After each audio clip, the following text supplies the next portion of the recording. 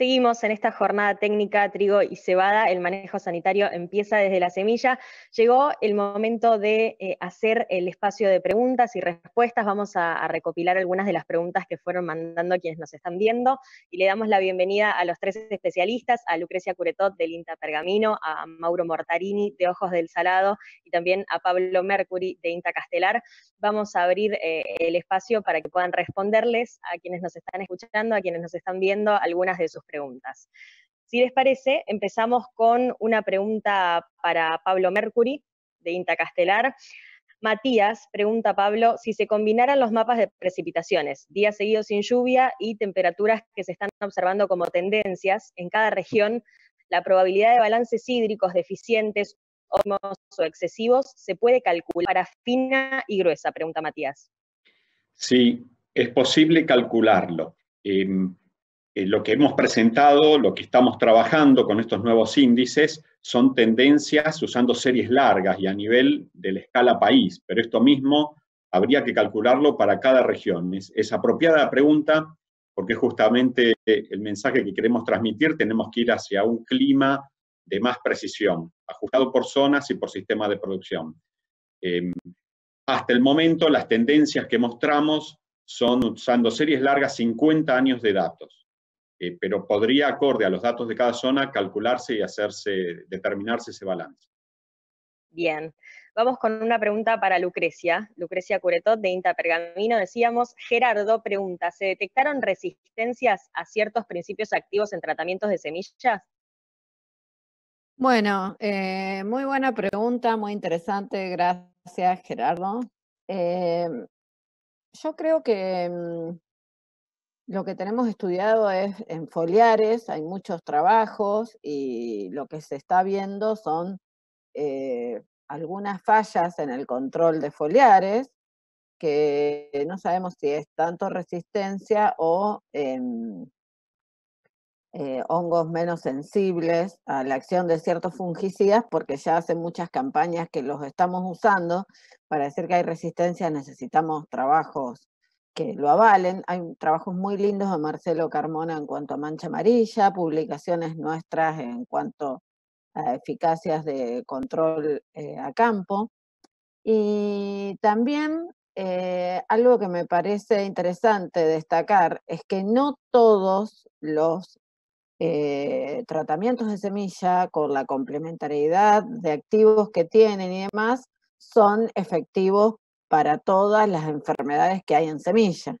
Entonces, si nosotros usamos un activo que lo venimos usando hace 20, 25 campañas y que algo yo comenté del Tiran, quiero aclarar que no se demostró que no sea tóxico para aves, por ejemplo, que se discontinuó su uso, no todos los tratamientos de semilla van a ser efectivos contra todos los tratamientos. Entonces, eso es muy importante a tener en cuenta. Y hoy Mauro lo estuvo explicando y el costo que tiene hacer un análisis sanitario para ver especificidad de tratamientos de semilla. Antes que hablar de resistencia, me parece que tenemos que hablar de especificidad en el control.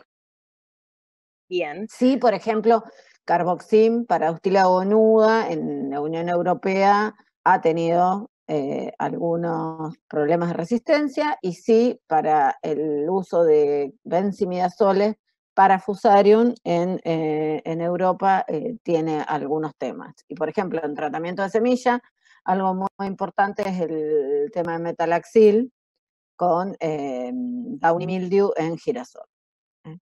Ahí sí ya está aprobado todo. Bien. Bueno, le dabas pie a Mauro Mortarini de Ojos del Salado. Mauro, te toca. Gerardo también pregunta, dice, en realidad no me quedó claro la relación de la incidencia de mancha amarilla con septoria, con la fertilización nitrogenada. No, yo lo que remarqué ahí es que o sea, hay muchos trabajos que han estudiado la relación, digamos, entre los niveles de nitrógeno y la incidencia de enfermedades. Por lo general, las rollas tienden a incrementarse y las manchas a disminuir. En el caso yo lo que remarcaba era una cuestión más agronómica. Por ejemplo, había un cultivar que se usó mucho, en un ciclo intermedio corto, que rendía muy bien, pero tenía una estructura bastante, digamos, chica, no cubría mucho, pero aún así rendía muy, muy bien, y eso permitía el ascenso de las enfermedades, sobre todo manchas, hacia los estratos superiores. Cuando uno logra, por nitrógeno, incrementar la cobertura del cultivo y el crecimiento del cultivo, normalmente también reduce la incidencia o el avance de enfermedades hacia arriba, ¿no? En el caso de las manchas. Eso es muy común de verlo, me refería a esas cuestiones, ¿no? Que normalmente hay veces que acá en el oeste es muy común de ver, en ambientes donde empieza o en partes del lote a incrementarse los niveles de arena y el cultivo crece menos, la incidencia de manchas termina siendo más alta que en lugares donde el cultivo cubrió mejor. Entonces, lograr estructuras de cultivo adecuadas y niveles de nitrógeno adecuados reducen de alguna manera el impacto o el avance de manchas. Y hay muchos trabajos también donde estudian mejor esa relación y el impacto que tienen las rollas a veces en lograr que se, digamos, vaya a grano menos cantidad de nitrógeno. Hay muchos trabajos sobre eso bien detallados. Bien, volvemos con vos, Pablo. Gustavo pregunta, hablaste de la bajante casi desaparición del Paraná por las bajas precipitaciones regionales, pero fundamentalmente por el cierre de represas, caso Itaipú. ¿Cómo afectará la casi nula evaporación que aporta? Bien, es muy buena pregunta porque normalmente resalta el Paraná bajo con muy poco caudal y altura de agua, y los efectos, el mismo curso de agua, como es lo que tiene que ver con la logística, el transporte. Pero ¿qué ocurre en los territorios aledaños? Primero hago una salvedad. No es solamente, no tiene que ver, la causa no es el cierre de represas. Las represas regulan y en los momentos de bajante convienen, no es un efecto adverso. Y naturalmente las represas, como generan electricidad, tienen que dejar pasaje de agua. Obviamente en estos momentos la apertura es un alivio, pero no es la causante. La causante es 4 años seguidos con precipitaciones por debajo de lo normal, 400 milímetros menos durante este verano, otoño, en todo lo que es la Cuenca del Plata en el sur de Brasil. ¿Qué se espera? Ya se ha reportado en norte de Santa Fe, área de Reconquista, nuestros extensionistas, bajante de napas, por efecto de humedales, de todo lo que es el cauce del Paraná, que están secos. El efecto regulador, termorregulador, que genera el Paraná a lo largo de todo su curso, porque es un gran espejo de agua, hoy reducido a una muy pequeña expresión. Recuerden, la palabra Paraná significa en guaraní parecido al mar, ¿no? Por lo que significa en cuanto a espejo de agua. Bueno, ese efecto termorregulador no lo vamos a tener seguramente este invierno, porque la bajante va a mantenerse en la categoría de aguas bajas. Otros impactos van a ser en la biodiversidad, que ya estamos con líneas de trabajo en INTA para comenzar a investigar cuáles pueden ser los impactos. Aparición de especies invasoras, especialmente en zonas ribereñas. Problemas en riego, más allá del uso de agua para abastecer ciudades, es problemas en riego. Ejemplo, hay islas del delta donde se riega con agua en forestaciones. Entonces, bueno, todo este tema va a tener impacto. Lo mismo los tributarios al Paraná, pequeños arroyos en Entre Ríos, Corrientes, norte de Santa Fe, Chaco, están con mucha bajante debido a esta misma bajante, ¿no? Que produce un efecto de baja en todos los cursos de la cuenca. Yo creo que va a ser importante el efecto, hay que tenerlo en cuenta y seguirlo de cerca porque estamos ante una situación inédita en cuanto a la disponibilidad de agua en nuestro país. Bien, gracias Pablo. Volvemos con Lucrecia Curetot del INTA Pergamino. Benjamín hace la pregunta y dice, teniendo en cuenta la actividad de la biota del suelo en comparación con el laboratorio, ¿cómo evalúa su participación en el control de las infecciones? ¿Tiene ensayos donde participen los curasemillas biológicos como Bacillus subtilis? Bueno, con Bacillus subtilis muy poco. Creo que tengo datos preliminares de la campaña pasada, sí, con algunos tricodermas. Dentro de lo que son tratamientos de semilla, nosotros lo vemos como un nuevo nicho, como algo sumamente interesante. Lo que esto tiene todo un efecto a través de los años, ¿no? La incorporación de todo este tipo de tratamientos biológicos y su incorporación en el suelo, y todo esto lo que lleva es que haya un equilibrio de la biota, donde se van beneficiando algunos y otros pueden ir incrementando, pero después hay muchos trabajos que indican que se llega a un equilibrio del sistema a través de los años. No es un efecto inmediato, ¿no? Y para saber qué patógenos tuve en nuestro lote, yo creo que es sumamente importante el tema de tener registros. Hay muchos programas ahora que nos ayudan. Por ejemplo, si yo tuve esclerotinia en soja, anotar el lote que tuve. Si yo tuve muerte repentina en soja, anotar, identificar ese lote. Ahí es cuando hablamos cada vez más de especificidad y de conocer nuestro lote. Es como nuestra salud, nuestro lote. Es como cuando nosotros vamos anotando nuestra historia clínica, ¿no? Es como un paciente. Nuestra historia clínica dice que tengo antecedentes de esto y de esto. Bueno, en un lote es lo mismo. Si yo tuve risoctonia en trigo, en cebada o en cultivos de cobertura, que también puede ser algo que nos esté jugando en el sistema, bueno, yo analicé esa planta, ya tengo ese dato de que en ese dato tuve parches de risoctonia o de fusarium, sobre todo en campañas secas, y yo puedo ir teniendo una historia de la salud de mi lote. Bien, gracias. Lucrecia, volvemos con Mauro, en este caso con la pregunta de Juan, que primero dice excelentes presentaciones, después pregunta, con relación a la reducción de productividad que mencionó Mauro, clave para determinar umbral de acción, ¿en qué valores se piensa con mancha amarilla? Los umbrales hoy, que yo ahí creo que mostré los cálculos, para esta campaña el cálculo más o menos te da alrededor del 30%.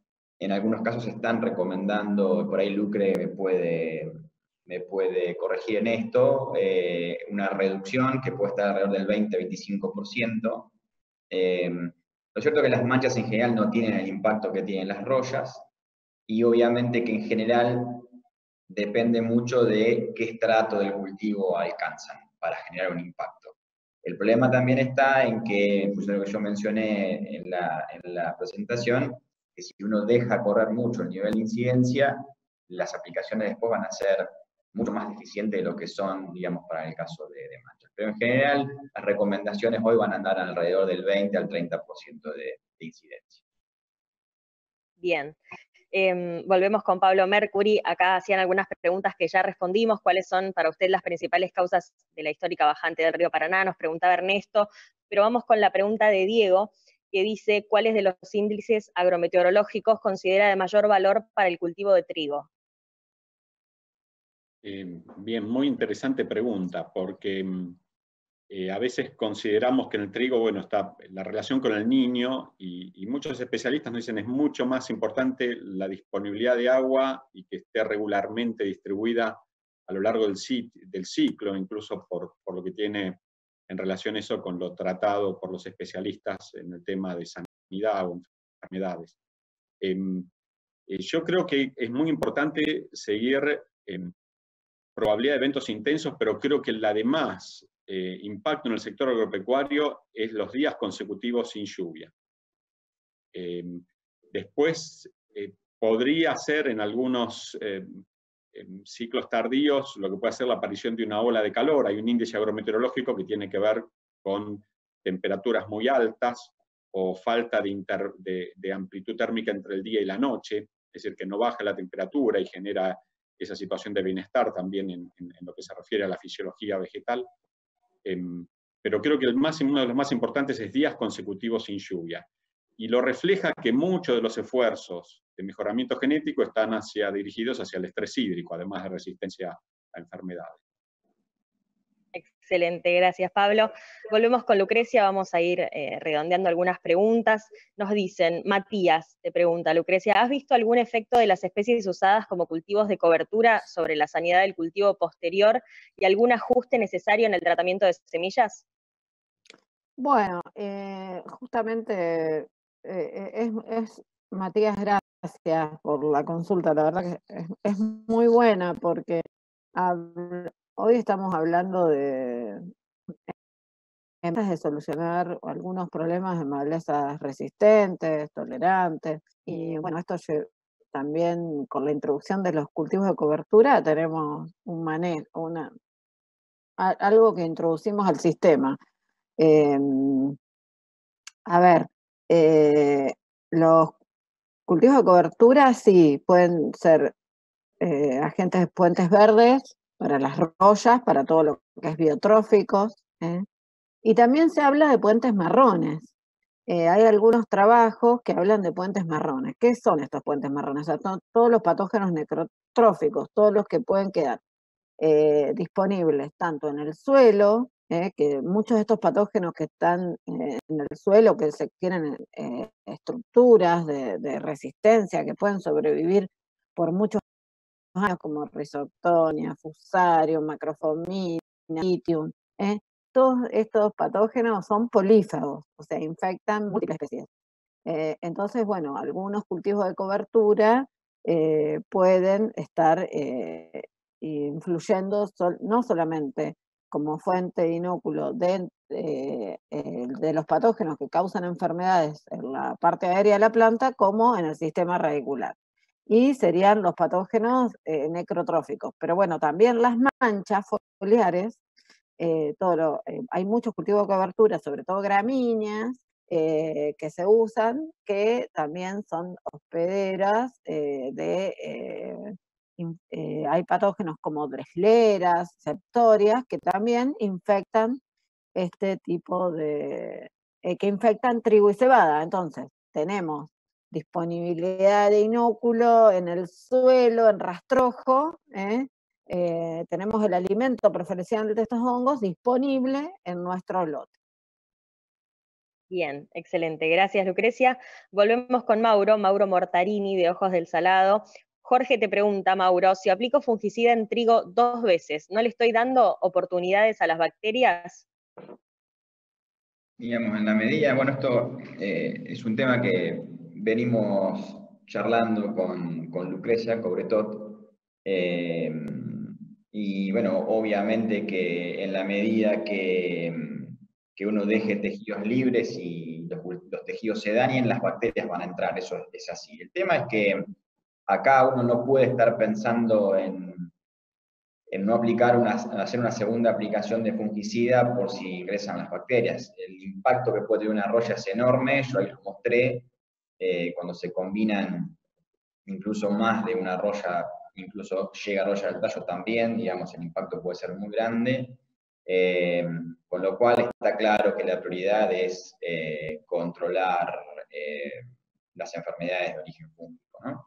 Pero en principio, digamos, en la medida que uno deje los tejidos libres, es probable que obviamente las bacterias frente a condiciones predisponentes puedan ingresar, siempre y cuando, por supuesto, haya daños en las hojas para su ingreso, ¿no?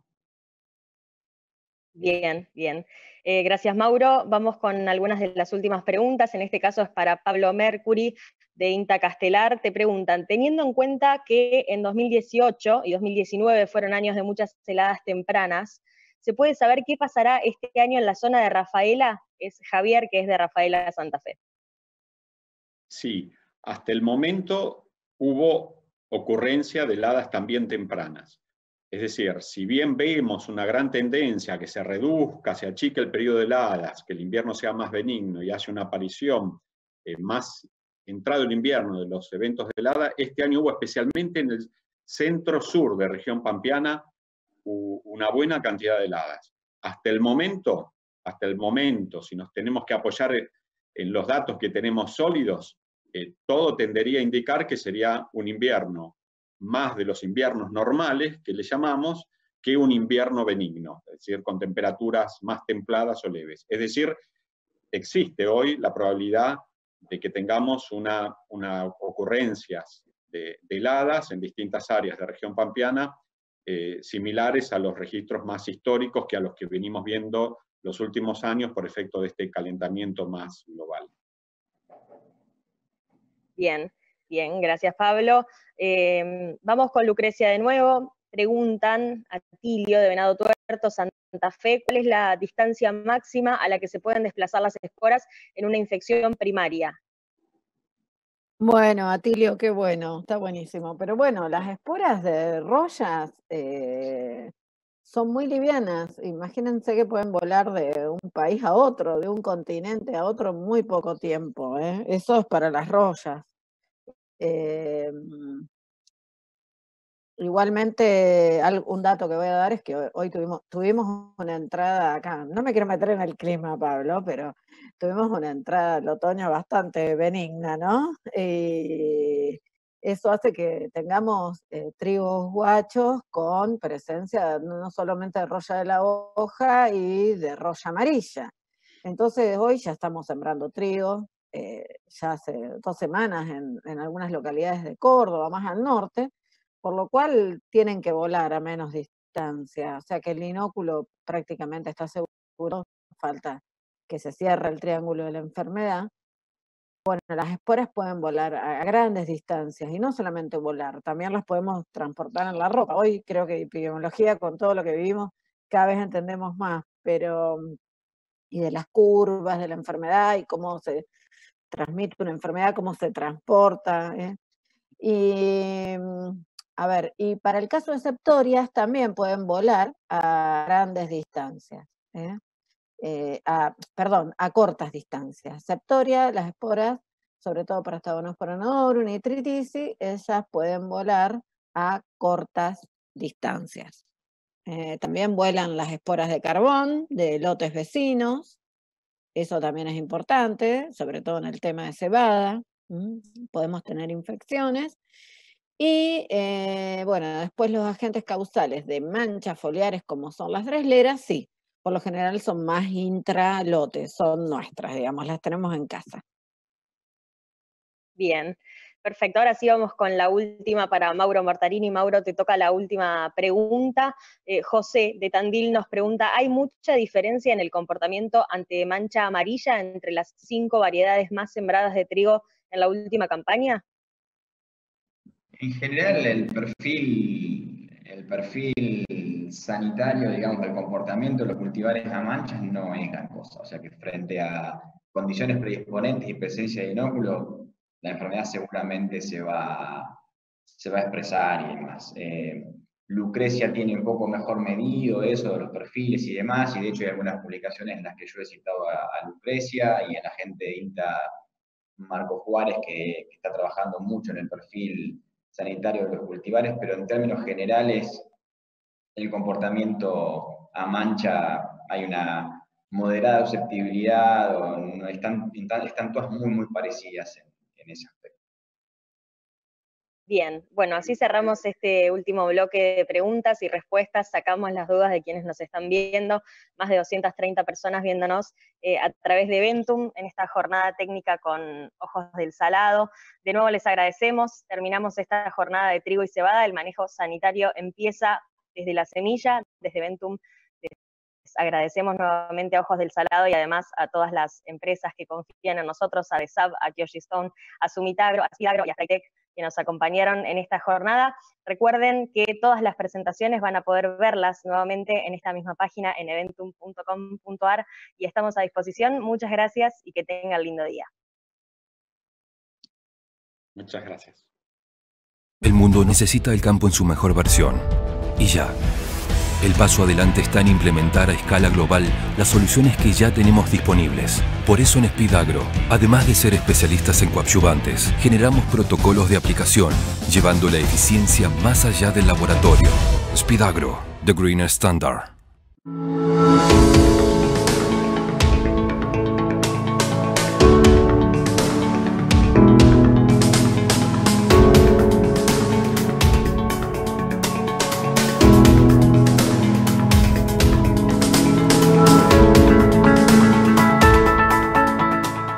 Si estás pensando en realizar un evento, desde nuestra plataforma tenemos la solución.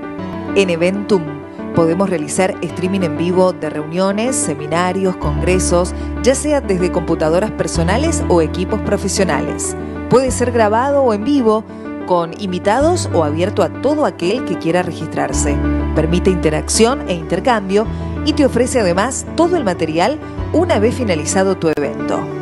Somos un grupo de profesionales especializados en producción de imagen y sonido, streaming, organización de eventos, con un profundo conocimiento del sector agropecuario. No dudes en contactarnos. Somos Eventum. Convertimos tu necesidad en realidad.